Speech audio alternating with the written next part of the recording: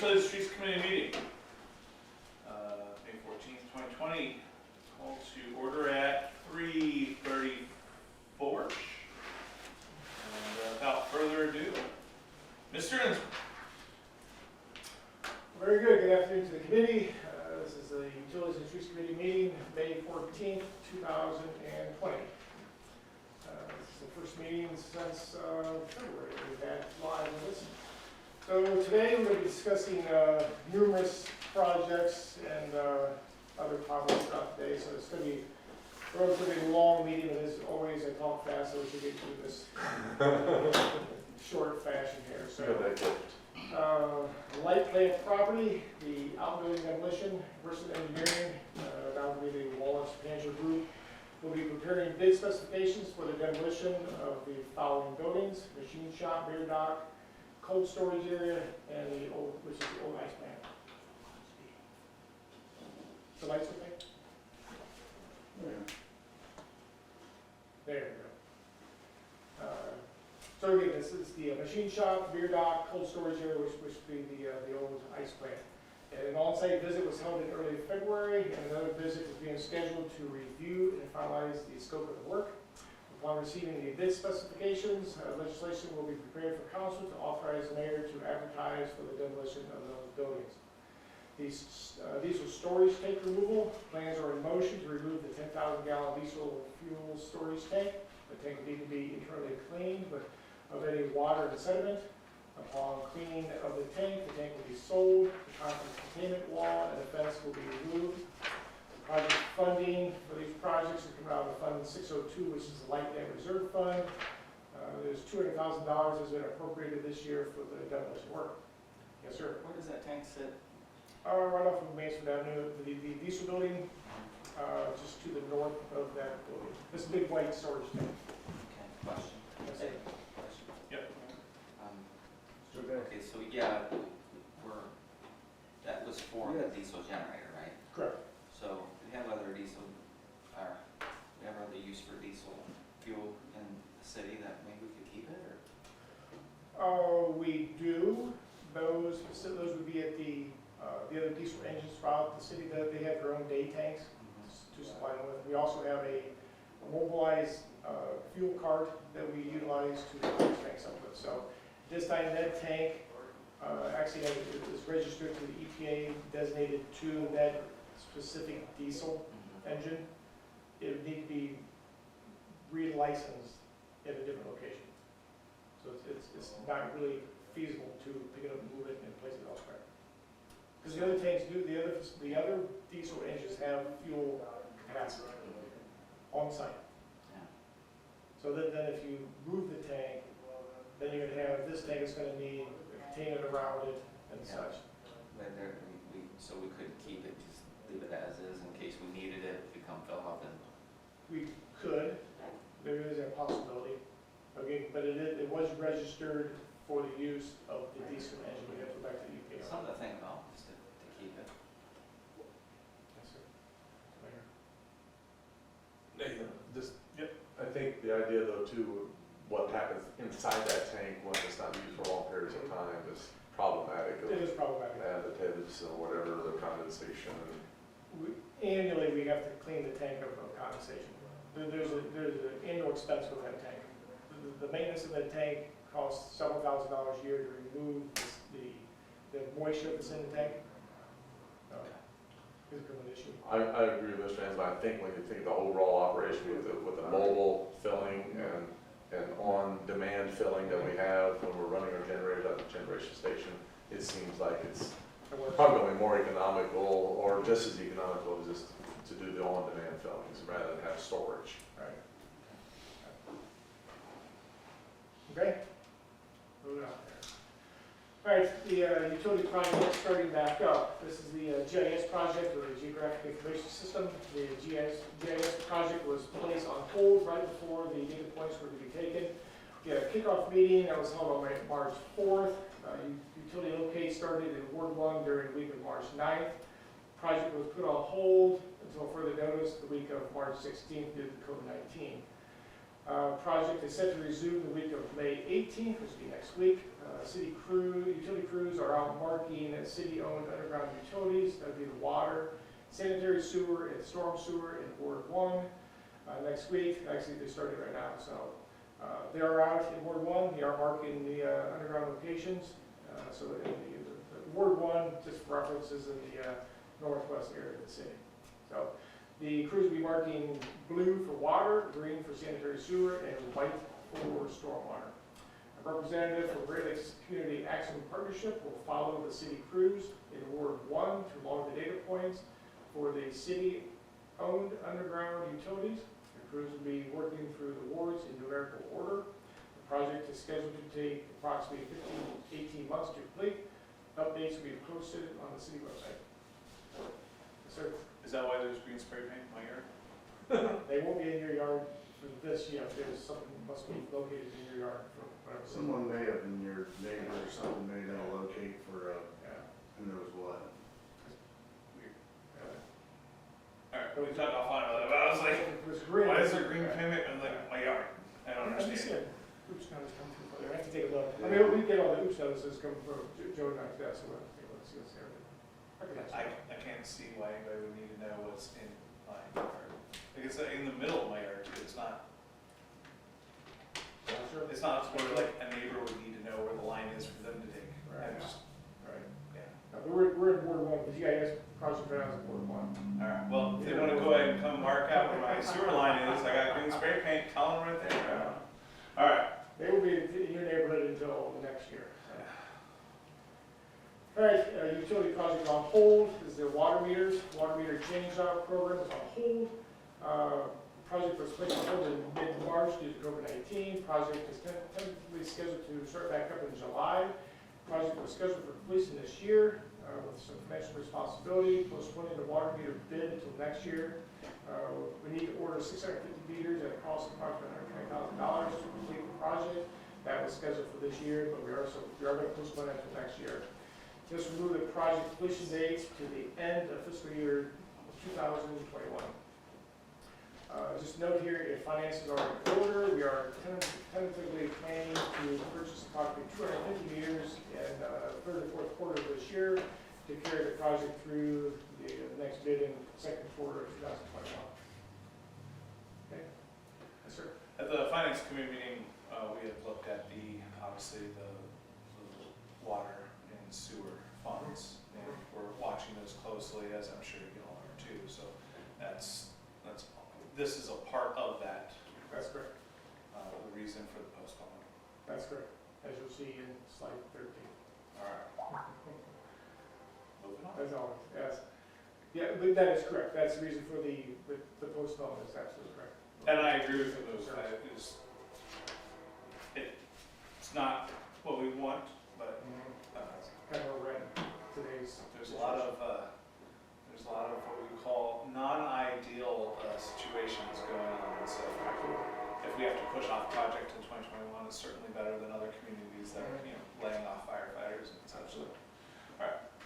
So just to help that, we do have some meters still in stock that we had ordered late in 2019 that will carry over into this year. So if we were able to order 250 meters later this year, that will carry us on into next year to get to the bid process. So Because we're around 600 from completion, is that right? 650 meters is completion, correct. So we're getting close. Okay, traffic signals. Traffic Commission met on March 16th. 2 traffic signals were discussed. Signal at Mansfield Avenue and Wareham Road, and a signal at North Gamble and West State Street. A traffic study conducted by the Western County Regional Planning Commission for the said signals was provided to the Traffic Commission. The studies indicated that both signals were not warranted by the traffic counts. One study was conducted during non-school days months, and one study was conducted during school day months. The commission voted unanimously as follows. Mansfield Avenue and Wareham Road, remove the cantilever poles and traffic signals. The lights have been removed since the tornado here in April 2019. And to install stop signs with cross traffic does not stop placards under the stop signs of Wareham Road. That work has been completed. The North Gamble Street and West State Street, Place a traffic signal on flash mode. The yellow flash, north-southbound traffic, which is Gamble, and red flash for east-westbound traffic, which is on State Street. To install stop signs with cross traffic does not stop trackers under the stop signs on State Street, and the work has been completed. Some of you might have seen that already, that's the reason why. Have we got any calls on that? I have not received any, City Hall received any, Joe? I have not. No I don't think we're calls. getting any calls on the Wareham. I mean, I think that's, I could have seen that one coming. I will say the Gamble and State Street does kind of surprise me. That's the reason why we kept the signal there on flash, just for cautionary measures. I would say that's wise. Okay. All right, electric and communications department. The electric department superintendent is inquiring about the replacement purchase of a new bucket truck. The department is down the bucket truck, recently advertised to sell a 1993 GMC truck. We're currently in the process of selling that particular truck. Appropriations have been made to order a new truck this year. Bucket trucks are not an in-stock items, they are built to the owner's specifications. The truck ordered this year is normally delivered and purchased the following year. The funds for the truck would be certified this year by the finance director. Funds have been appropriated in the fiscal year 2020 electric budget, line item 600 DCP 588 for $230,000. The payment for the truck would be made in fiscal year 2021. The cost for a specified truck would be approximately $220,000. There is a state of Ohio procurement that's available for bucket trucks. It's Ohio STS 515 contract number 800-795. So, thoughts from the committee to move forward with this purchase? That's the kind of reason I'm bringing this up. Yes, sir. So the cert has to be done for this year, availability of funds, certify the availability of funds first to do the legislation. Correct. But then the actual payment though wouldn't be made until, so would it be held against this year's or would it actually be made, I know the payments will be made next year, but would it be, what's the word I'm looking for, encumbered, would it be encumbered? It would be encumbered against this year. Correct. And carried over to next year. And so the encumbrance would carry over, but it would actually, even though the payment's being made next year, it would be from this year. It'd be taken out of next year's budget. We would just encumber the money, the money's been encumbered for the purchase. Then when it comes to the appropriations meeting next year, I'll make sure that that money is allocated to that specific line item again. To cover the To encumbrance. cover the encumbrance. Right.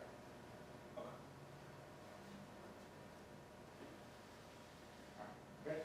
Yeah, as far as it going forward, I have no problem. Mr. McLaughlin. Yeah. You have any problem just going forward? Assuming we're gonna need legislation. I would need I legislation, will correct. be responsible. Okay, very good.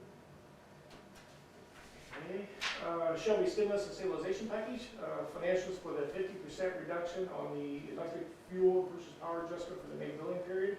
The collective savings to the electric customer was approximately $310,000.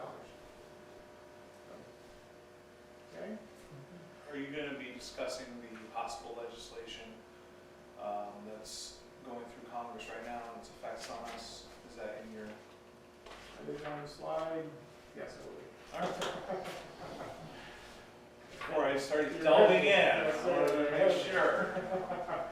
All right. Yes, sir. So West Main Street Sanitary Sewer Project, city financial contribution. City appropriated funds for the project at $150,000. That was for the construction, engineering, equipment, land acquisition, lift station, generator.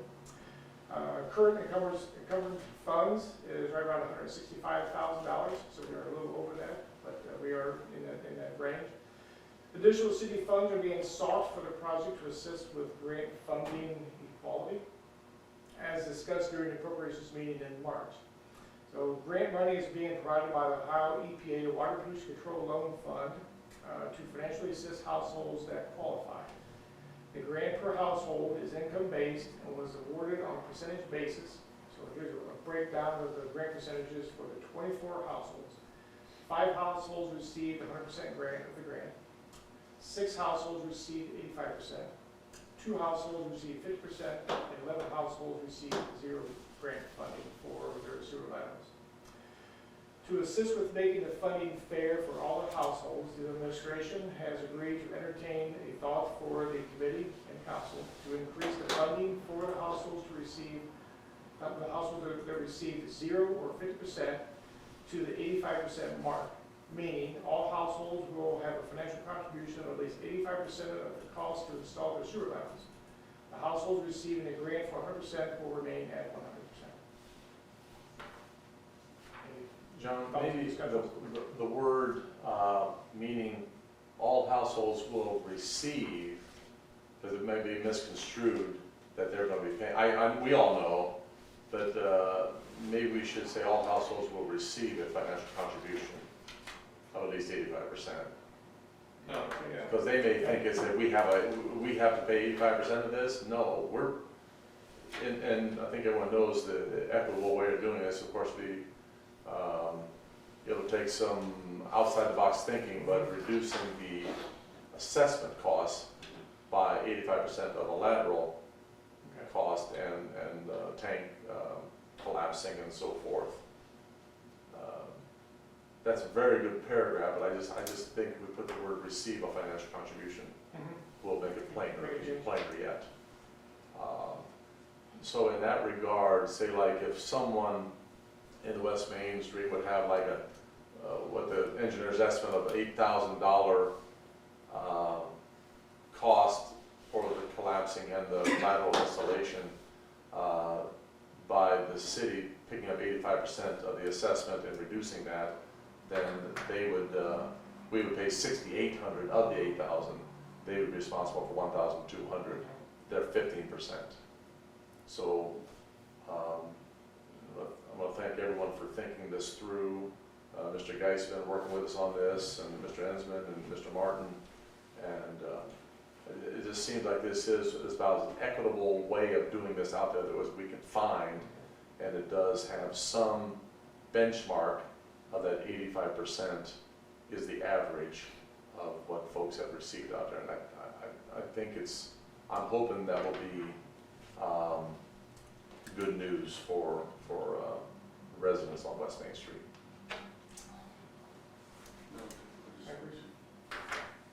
Correct, that would take legislation, as Mr. Grace was mentioning there. And it'll be a very creative piece of legislation, but I believe we've got the wherewithal here to be able to put that together.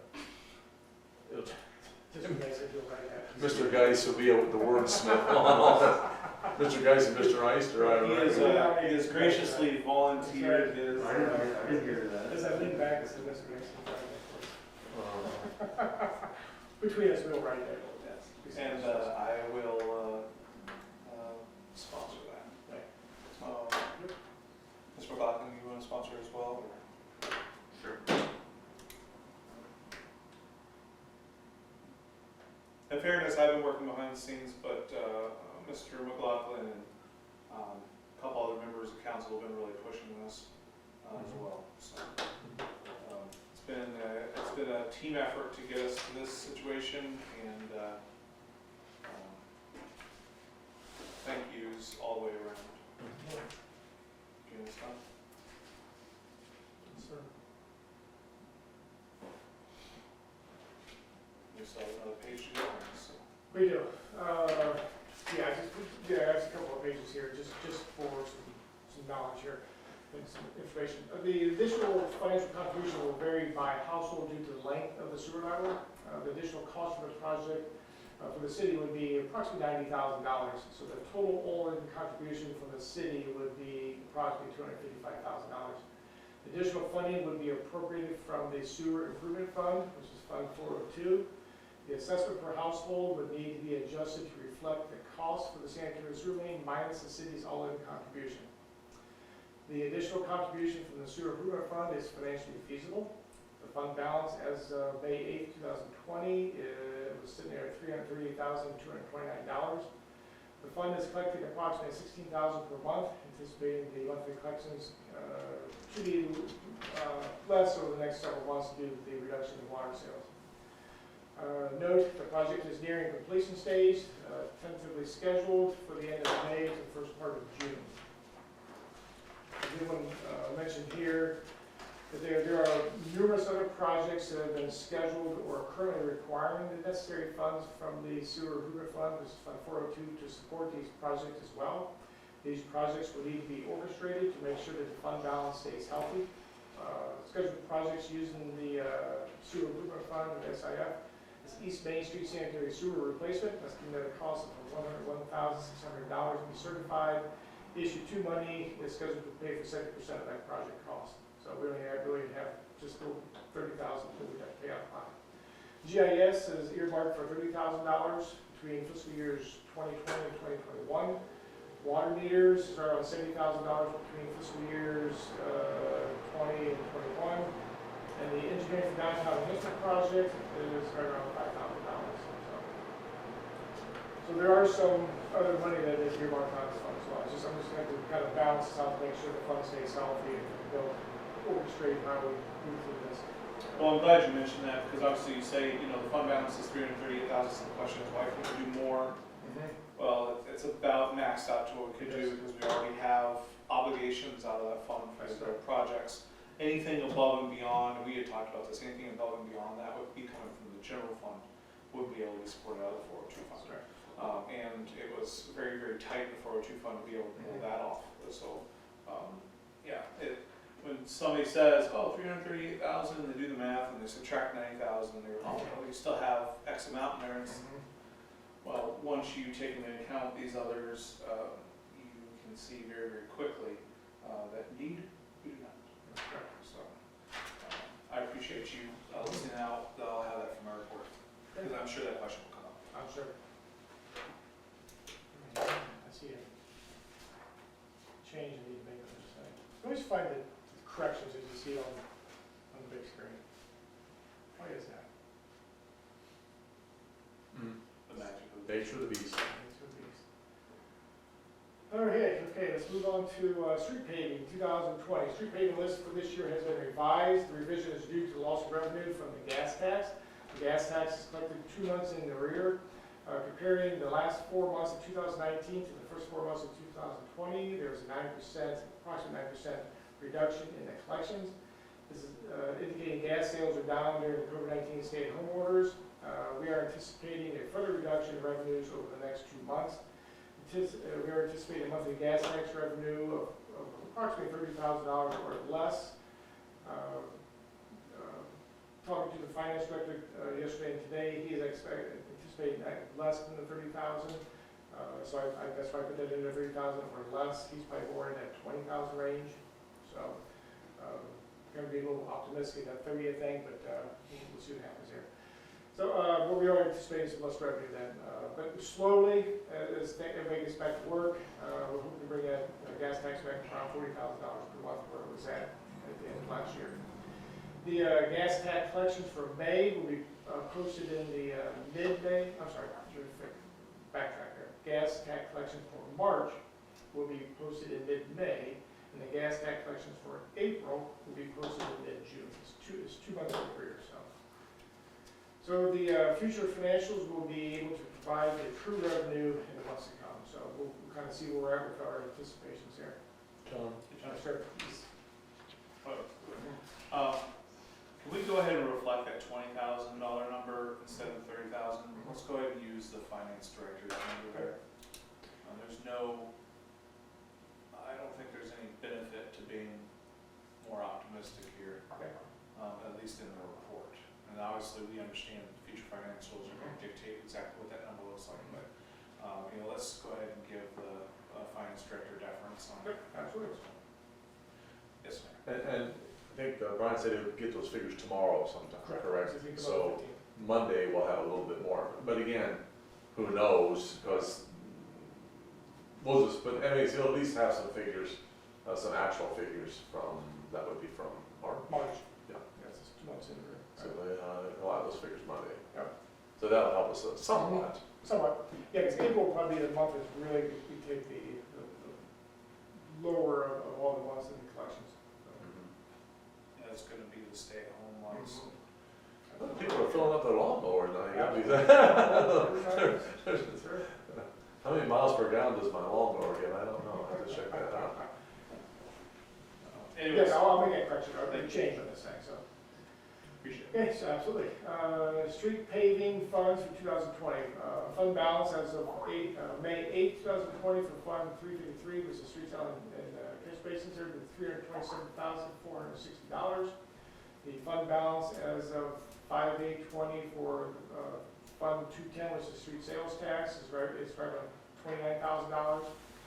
This particular fund would be used in line item 210 ST 535, which is street resurfacing, which has $15,000 appropriated in that particular line. Fund balance as of 5/8/2020 for Fund 200, which is streets, has $162,637 in it. It would be used in line item 200 STR 535, which is street resurfacing, which we appropriated $75,000 back in March in the appropriation meeting. Those would be the three funds which we'd be utilizing for the street paving here this year. Majority of the paving you see will definitely come out of the 353 fund. So street paving list, revised list and projected budgetary cost figures, street paving project list, bid list. So the street paving bid project, Broadway Street, this would be from CSX tracks to Main Street. This comes in with the engineer's estimate of around $325,000 to finish out Broadway. Water Street would come in as a alternate street for the bid, and that comes in with the engineer's estimate of right around $26,000. Mobilization bond comes in around $25,000, and we're hoping to have legislation to council at the June 1 meeting. Everything is ready to go, correct, Mr. Gates? Yes, so we should have everything ready for legislation there for council on the first meeting in June. We just need a sponsor from Madeline. Very good. Okay, street paving projects outside of the bid. East Main Street, this is actually out on 96, if you will. This is ODOT project. That comes in at $35,000. London West Road, this is a county project. This comes in around $16,380. We were informed of this project in the first quarter of 2020. It kind of a little bit of a surprise to us. Cloud Street, this is a city project. We're waiting on budgetary costs, but we are looking at somewhere between $5,000 and $10,000. This will be an in-house project that we're working on. And the other portion we're going to be doing inside would be the alleys. This is a city project that we're hoping to get, if funding allows us, we'll spend around $50,000 to do alleys. They're pretty much all projected to be done in Ward 2 of this year. So, project costs will be covered, yes, sir. Mayor, Sorry. No, go ahead, go ahead. Project costs will be covered from the, Yeah, it's from, FRON. and then sometimes you see those at the beginning of the report. Oh, yeah, and spell check doesn't get them. No, it doesn't. Project costs will be covered from the available funds, Fund 353, street salaries and basins, Fund 210's street sales tax, and Fund 200 streets. We are checking to see if asphalt prices are down. Asphalt usually follows oil prices, and Mr. Geisty, if you saw anything. Yeah, all the cities that I've checked with, all opened theirs up before this all happened, before it all happened, so. Haven't heard of anyone that's opened up afterwards, so. Are there any news stories out there, if you just, anyone do it now, but I'm saying, if we just maybe just hit Google and put the asphalt prices drop or asphalt, maybe a Google headline might give us a little indicator. If I may, Mr. Martin, John, maybe just explain just real briefly on the East Main Street and London West, what that entails, are part of those two projects. London West project, of course, is a county project. That's car and shipping. That's going to be pretty much right in our portion in front of Reservoir number 3 area. It's a split road. And East Main Street, that's ODOT project. That's going to be the same thing. There's some of the East Main Street 96 is inside the corporation limit, so that's our financial responsibility. and it's the south side of the road. South side.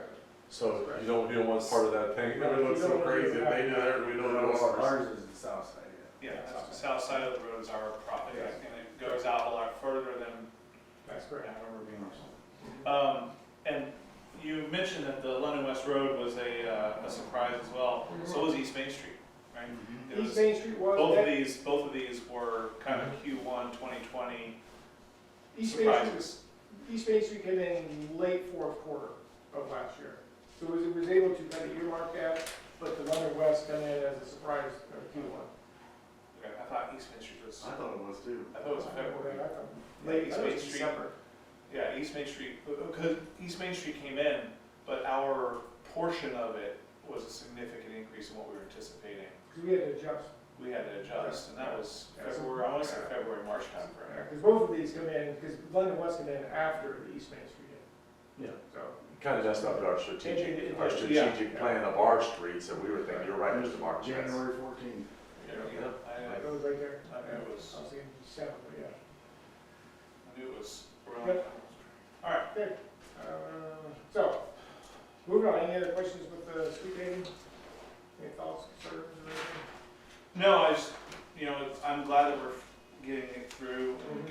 getting moving on it. And All right. I am hopeful that asphalt will be lower, but those are things that are usually a little lagging, right? Because people purchase a certain amount with anticipation, so they're getting rid of what they've already purchased, which they purchased at one price.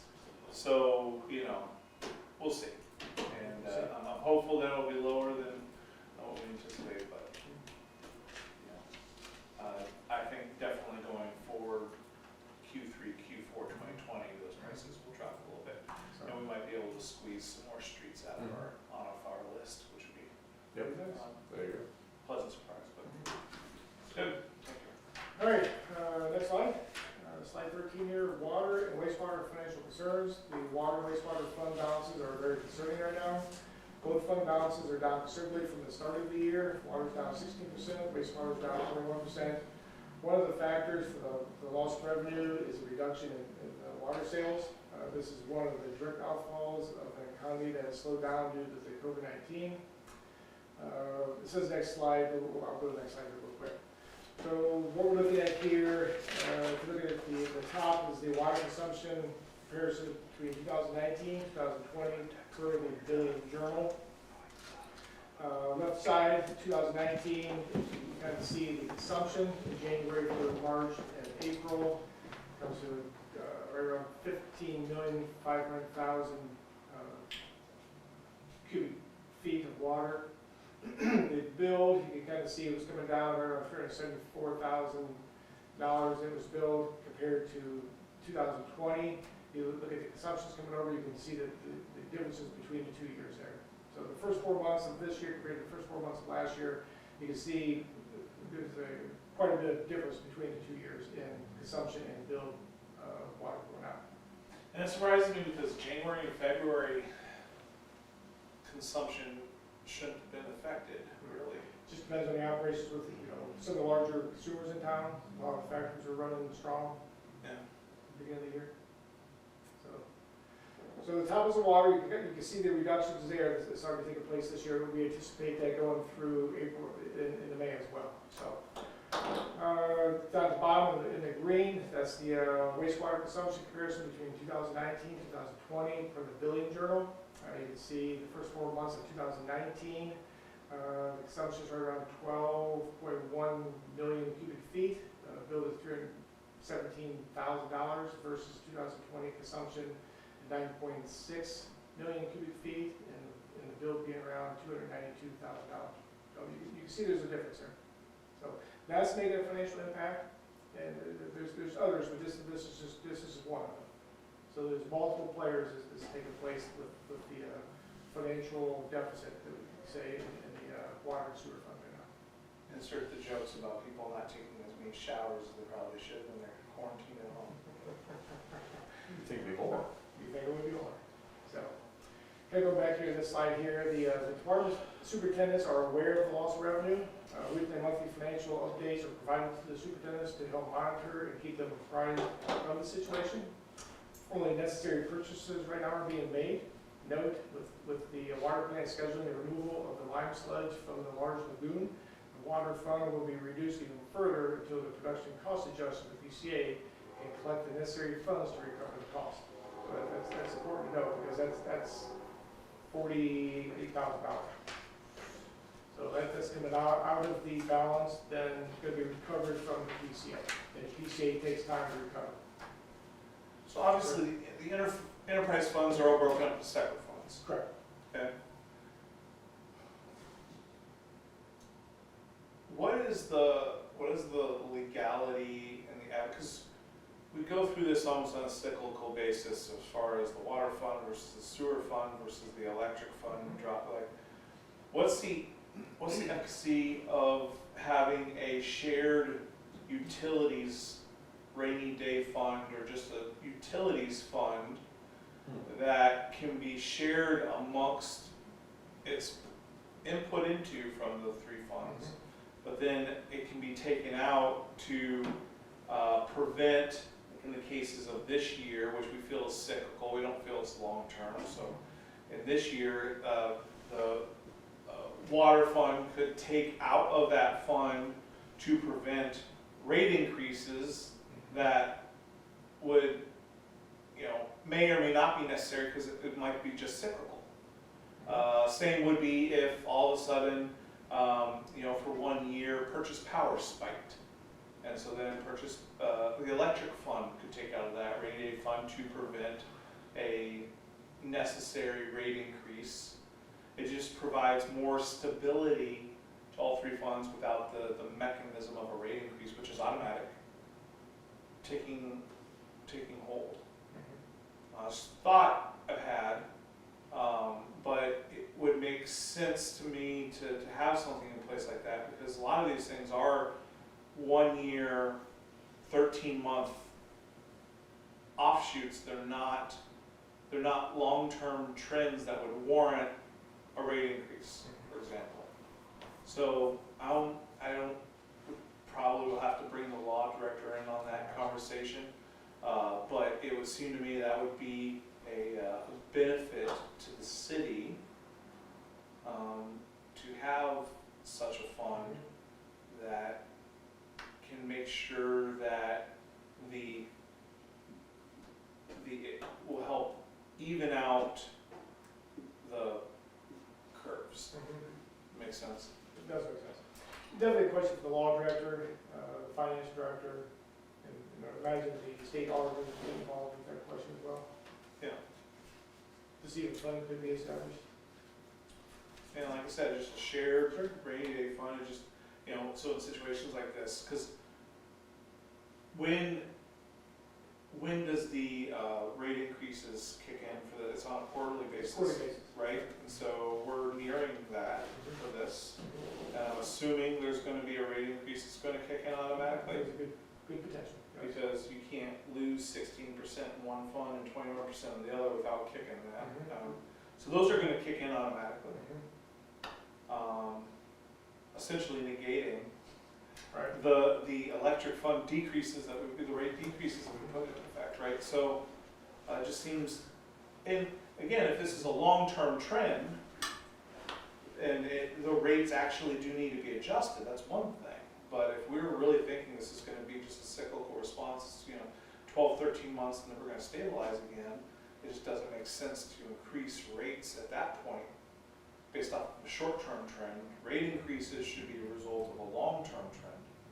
But because we have no mechanism for call it a rainy day fund, which is probably a misnomer, but you understand what I'm saying, to be able to kind of stabilize. It's almost like a enterprise fund stabilizing fund, so that we don't have these drastic ebbs and flows. So are you looking at each utility paying back into that fund then? Yeah, they would, a certain percentage. Obviously, like if we could do it, right, and then, next week we start this fund, my recommendation would be for a lion's share of that fund, obviously, to be the seed money for that fund to be coming from the electric fund, 600 fund, because obviously we know where we're at in the other two funds. Sure. It just makes sense. So that would be, so you could even do that to where you seed it with a large amount, and then some of these other stabilizing credits and stuff like that we've done to drastically decrease the fund, we can not worry about as much, but, Yeah, I- we would just have to make sure it's not used as a crutch, and that if 100%, right? And this is where we would have to look, and this would take a little more effort on ours, because right now, the rate increases that come in and the quarterly adjustment, what is that called? TCA, The BCA. Thank you, the PCA production cost adjustment, adjuster, yeah. right? So we would have to base that PCA adjustment off of, we could actually then put that PCA adjustment off using more longer-term scoping instead of short-term scoping for the PCA adjustment. So for example, you know, PCA could, I don't know the exact formula, but it's based off of your, Next page is kind of, yeah, so, his next page kind of gives you a little description of that. right, so but you could change that formula to where it would be like, you know, after, you know, 10% adjustment from the stabilization fund has interjected, then the PCA would kick in, because maybe the rate adjustment, right? So we could, you would make it to that PCA takes into factor. So then, you know, one fund isn't just emptying out the stabilization fund, which defeats the purpose of it, right? The purpose of the stabilization fund is to prevent short-term spikes from causing a rate increase to the ratepayer. But a long-term trend does need to cause that rate increase. So then where it leads us right now, whether we consider this or not, is we need to take a very close look at the water and the sewer funds right now and their operations and the operational cost of that. All indications are we're below where we should have been. Great. That's what I'm saying. It's not to say that a rate increase isn't necessary, right? It's just that we don't want to get in a situation where we're causing a rate increase based off of short-term information, which is how the PCA is set up now, just because I think there's a better way to soften the curve. And again, not that. As we call it, flattening the curve. Right. I think people That have enough that goes back to my recommendation when I first came in. Just kidding. Because of my tenure in corporate and advice, you know, we like to see a 1 year flat rate. We do not like to see quarterly adjustments. When I came in here and saw what we were doing to our manufacturing and commercial operations, immediately I said something to John.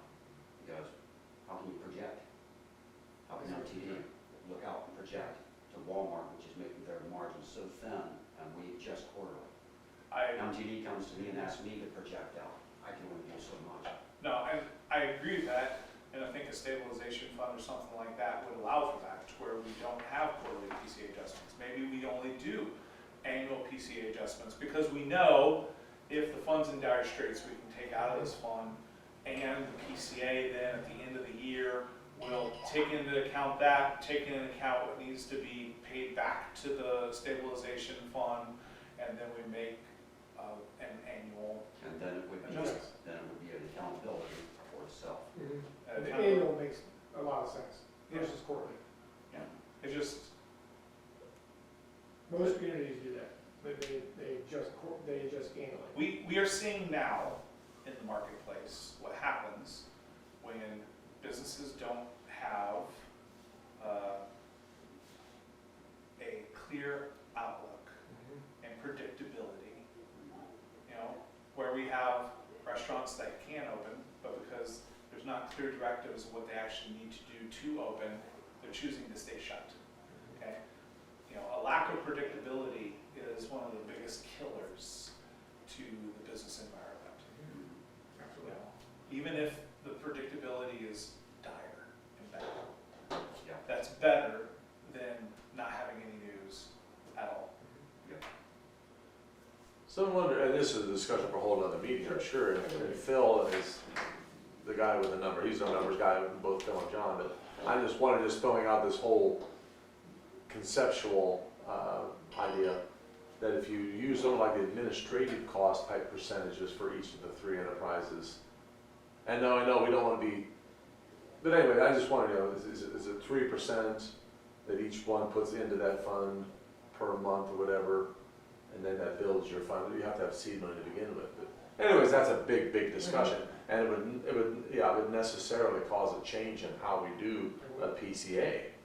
And which, it's a good conversation to start. I mean, because I think John and Phil, in fact, this probably was started before you came, right? The PCA was started before Phil came.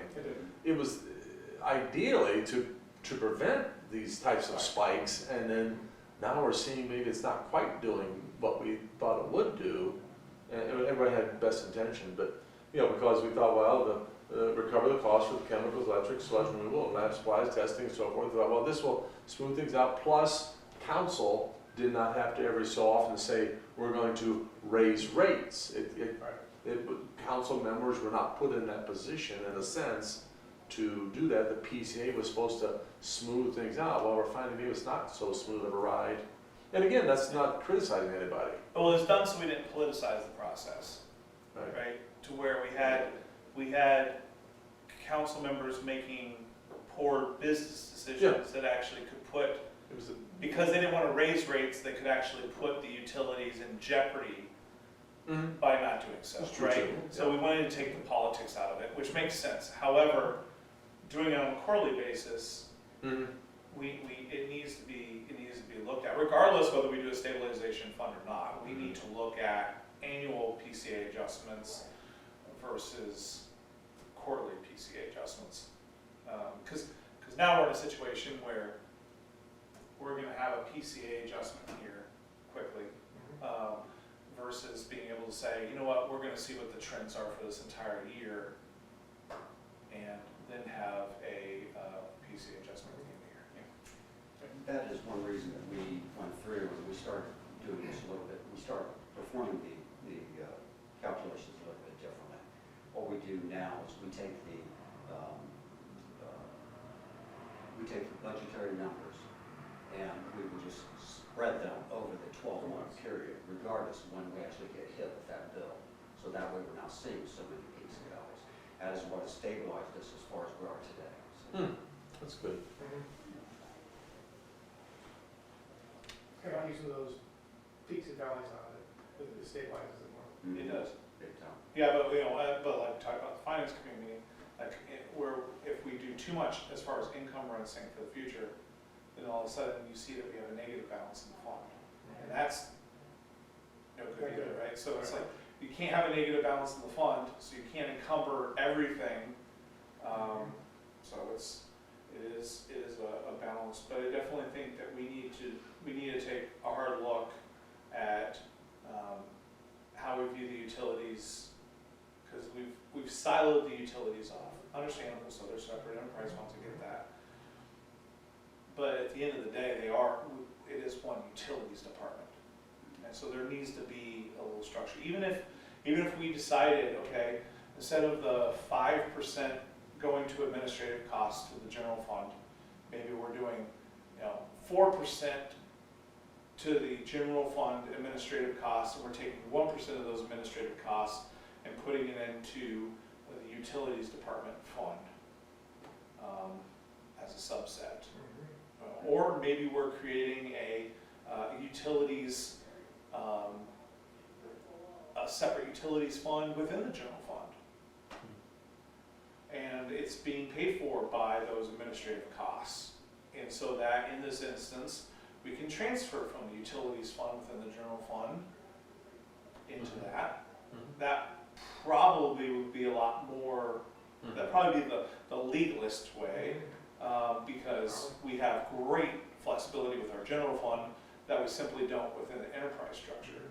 So I think there's a lot of things that we can look at, ways to do it, but I think that it's necessary, and especially we definitely need to move away from quarterly PCA adjustments and see what we can do to enact annual PC adjustments, just from helping our business community out. That makes sense. Anyways, I'm off my soapbox now.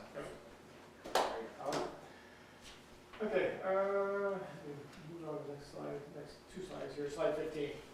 So, again, we're still on the water production cost adjuster, and we're going to finish up here. So We got a little ahead of this, didn't we? Yeah, we did.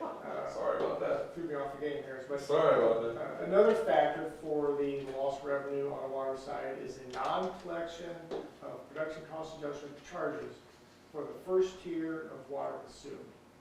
So the water production cost adjuster is designed to recover the cost of chemicals, electric, sludge removal, and lab supplies and testing.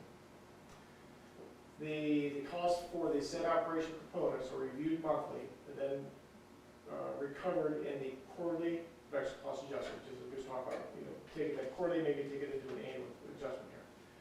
So note, not all customers are paying towards the PCA. By the current rate design, residential and commercial customers using 200,000 cubic feet or less do not pay a PCA charge. By the current rate design, the industrial customers using 500 cubic feet or less do not pay a PCA charge. Approximately 1,000 customers per month fall under this exemption. This equates to approximately $17,000 in annual revenue not collected to recover the production costs at the water plant. So, as we have those expenses, as it costs to operate the plant, the electricity, the chemical costs, the sludge removal costs and such, those customers that fall under that threshold do not pay for some of the operation of the plant. So, and this is having a negative effect on the fund balance. So PCA charges are currently exempt residential customers first 200 cubic feet, residential country customers first 200 cubic feet, commercial customers first 200 cubic feet, industrial customers first 200 cubic feet. So, I'm sorry, 500, I'm sorry, going to 200. So industrial customers first 500 cubic feet. So additional detailed information pertaining to PCA will be provided at the next meeting for discussion. So, senior, yeah, I mean, we'll get into that discussion next week, but just a quick note. Senior citizens, they would be exempt from this. So just as a quick sidebar note on this thing right here. So that'll all be in next month's report. So this bottom bullet here, if financial concerns continue to compound, additional measures will be sought for consideration. I have numerous thoughts to the mind. It's probably not ready for discussion at this point in time, but there are additional thoughts in mind. Yes, sir. Well, let's take a look. Let's bring in the law director, see about this other thing. And do you think that by June's meeting we'll have some formalized, at least some initial starting off discussion points that we can start For talking annual, for the PCA, for moving to an annual, for anything that we're needing to discuss around those sort of things? Do you think, or do you think that we need to maybe think about around July to discuss those? I can get this information to you that we're discussing today at the next meeting. I'll be off the first week in June, that's why it's going to take a little bit of time on it, but this information, yes. Additional information is going to take more time to propose and present to the committee, but this is something we probably need to look at today, Sooner than later? sooner than later. Okay. Because it's not a lot of money, but compounded over the years, it is a lot of money. So we can get that information to you at the next meeting. And we'll continue to work towards what our ultimate goal here. Very rarely do businesses rise and fall on one bad decision. Sure. They generally rise and fall on a series of seemingly minor bad decisions that compound over time. Sure. So, yeah, understand that. So yeah, so June, July, we'll have an ongoing discussion about this, but I don't want to get lost in the mix of those big ideas to Absolutely. try to fix things more long-term than just short-term. Sure. Very good. Good discussion. Okay, water, wastewater financial concerns continued. Another financial concern for all of the utilities that could be forthcoming in certain language in the proposed Health and Economic Recovery Obvious Emergency Solutions Act, or the HEROES Act at the federal level. A breakdown in some of the language of the proposal prohibits utilities, including electric, waters, wastewater, and gas, from shutoffs or terminations for all residential, small businesses, and nonprofit customers until 120 days after the end of the pandemic, and precludes any collection of late fees or interest. Utilities, including public power systems, are subject to penalties for violating the this prohibition. So, So another bullet point here, right below that, is no direct aid provided to utilities to address the financial impact of increases in non-collection of accounts or load loss. This information was provided by AMPIT and OMEA yesterday. So I find this to be very alarming. To be able to have 120 days after, no one knows when this is going to end, so this could be, it's going to consume a lot of money real quick. So I do have some concerns with this language right here. Again, this is at the federal level. So I've sent this information to you Yeah. yesterday, Nathan, and I think I've sort of to you as well here, but I just find it to be, Constitutionality aside, which obviously is a very dire concern. Like, this doesn't affect interstate commerce, last time I checked. It's not exactly like we're going over state lines with our electric grid. So I don't know that it passes any kind of constitutional muster at all. But aside from that, it would be, I don't think people appreciate how devastating it would be to our system. absolutely, You're essentially telling customers they don't have to pay. that's right, There's no penalty if you don't pay, correct. and there's no ramification if you don't pay. At that point, I'm thinking, well, what do I do? You know, I'm saying, Always win. I pay my bills, right? But it's, you know, you'd be stupid if you didn't think in the back of your mind, like, all right, do I really have to pay this bill, or can I put it off? You know, it's very concerning. to me, it's more than very concerning. I think it would be devastating It will be. not to mention that it precludes it from not just residential, small business, whatever that means. It's not defined. They're defining small business as 500 employees or Yeah. less, which essentially covers Everybody, every. about every business in town, and nonprofit customers. So essentially, everyone within our grid, That's correct. electric, water, wastewater, obviously gas, a lot of those. But it would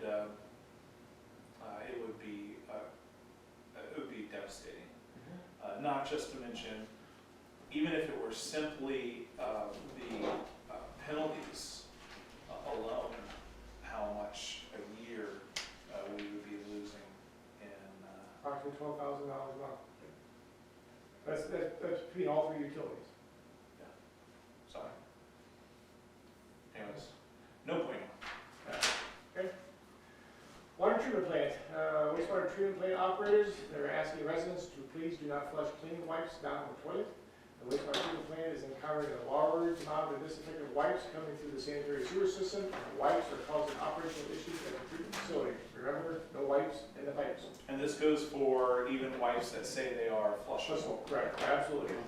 Those are probably some of the most that's being flushed, and they do not, Because people are like, I'm not putting baby wipe, it says flushable. it causes issues at the operating facility. So it's because it's flushable just means it's not gonna cause backup in your pipes. Doesn't mean it's not gonna cause a problem for everyone else. But it does cause problems at the treatment facilities. All right, city website here. The city website is being updated.